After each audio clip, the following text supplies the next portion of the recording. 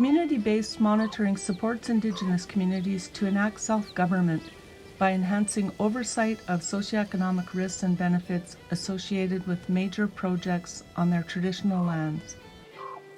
Anna has lived on a Métis settlement in Alberta her entire life.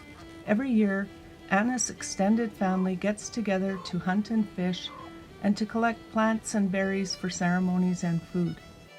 When a pipeline project starts up, the rhythm of Anna's community changes.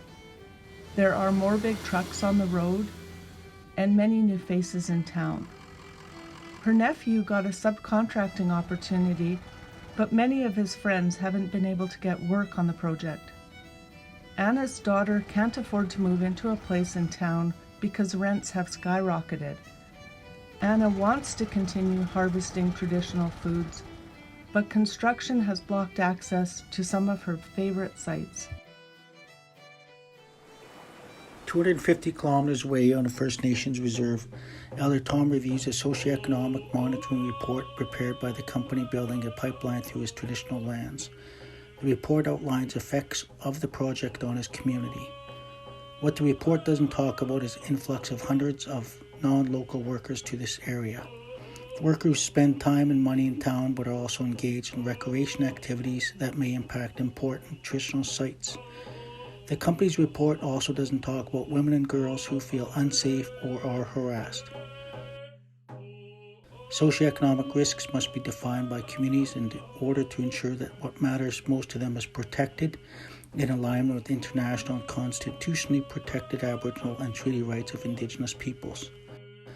Socioeconomic monitoring tracks what training, subcontracts, and jobs a project brings to a community, or if these go mainly to outsiders. Monitoring also helps promote community safety by identifying and addressing problems before they get worse. Also important is to monitor infringements through cultural practices and community wellness. Tracking these is to some extent aligned with environmental monitoring and protection of the plants, animals, skies, land, and water. Indigenous-led socioeconomic monitoring recognizes that everything is closely connected. Impacts in certain areas can have a cascading effect, resulting in effects in other areas. A monitoring program in Anna's community might look different from one in Elder Tom's community, but both are rooted in what matters most to their members and guide important decisions focused on sustaining their communities for the next 7 generations.